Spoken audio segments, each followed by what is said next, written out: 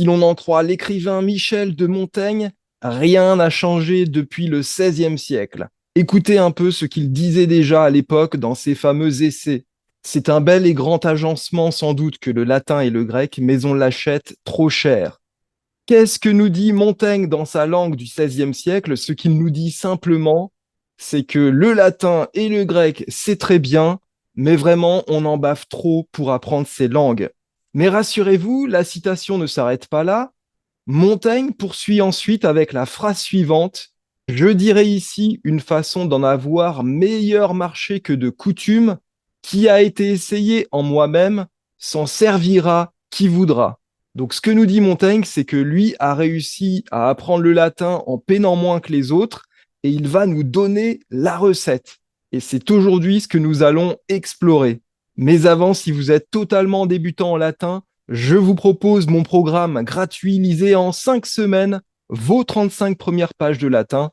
Pendant 5 semaines, je vous envoie tout ce qu'il faut en termes de grammaire, en termes de vocabulaire, pour que vous puissiez venir à bout de la lecture de vos 35 premières pages de latin, sans trop peiner, à bon marché, comme dirait Montaigne. C'est un programme gratuit auquel vous pouvez vous inscrire en cliquant sur le lien dans la description de cette vidéo. Alors, comment Montaigne s'y est pris pour apprendre le latin sans trop peiner? En fait, ce n'est pas Montaigne qui a organisé son apprentissage du latin, mais c'est son père.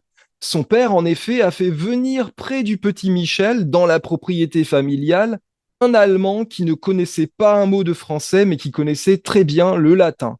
Et c'est cet homme qui, pendant des années, a servi de précepteur à Montaigne, et donc lui a appris non seulement à comprendre le latin, mais aussi à le parler.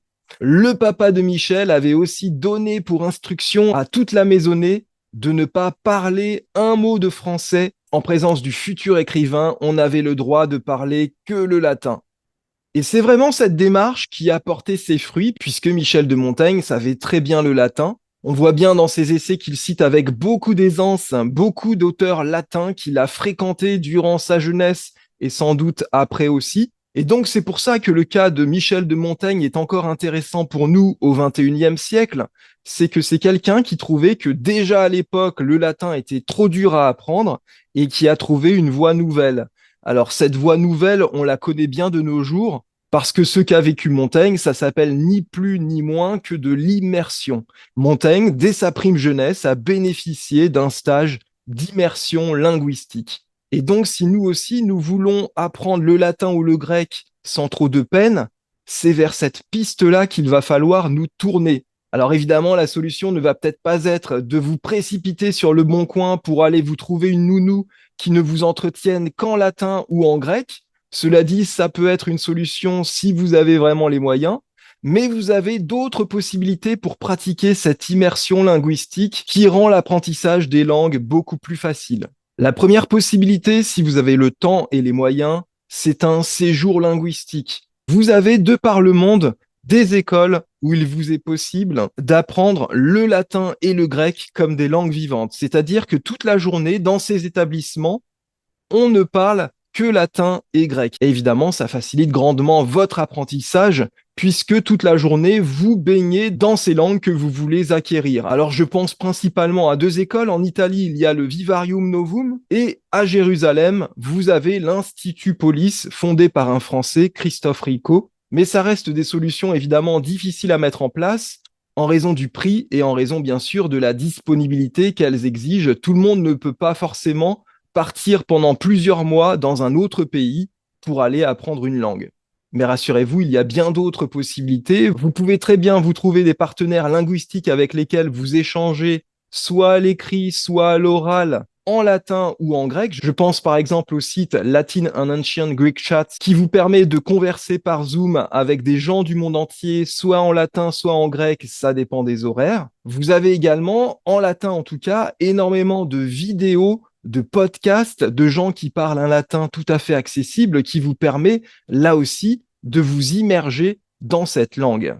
Et d'ailleurs, je vais vous mettre dans la description de cette vidéo 2 liens vers des sites qui recensent des livres écrits récemment en latin, qui racontent souvent des petites histoires, des petites aventures, écrits souvent dans un latin assez simple à comprendre.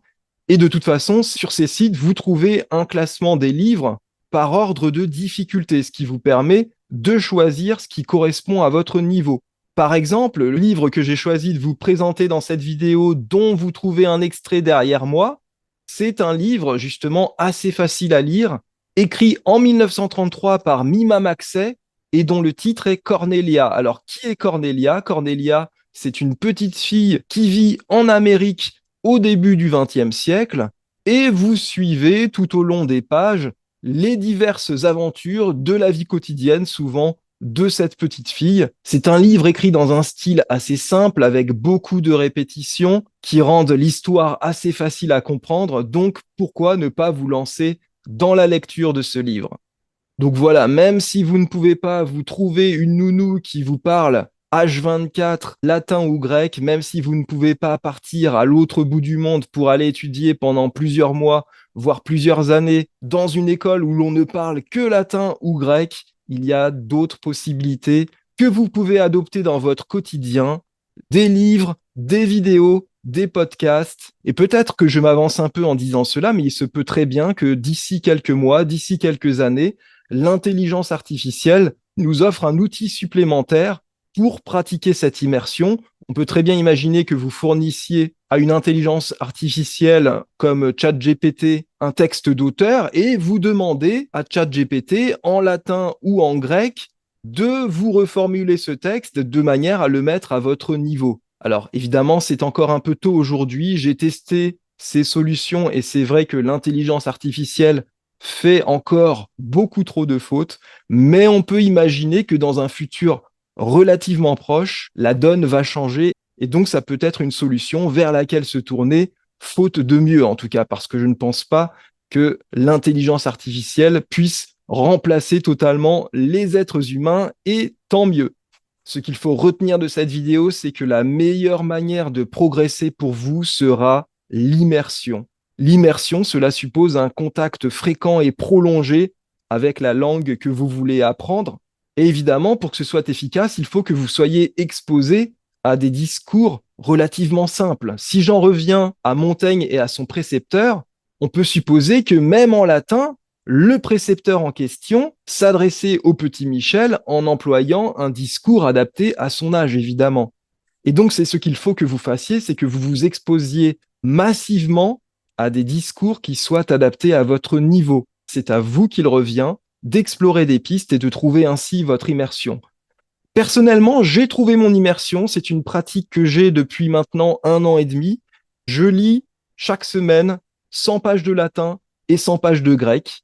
Ça me demande pas trop d'efforts, sinon de dégager du temps pour pouvoir le faire. Mais vaille que vaille, chaque semaine, je poursuis cet effort et je continue ainsi à gagner en aisance dans la lecture des œuvres latines et grecques. Alors, 100 pages de latin et 100 pages de grec par semaine, c'est la recette qui me convient à moi.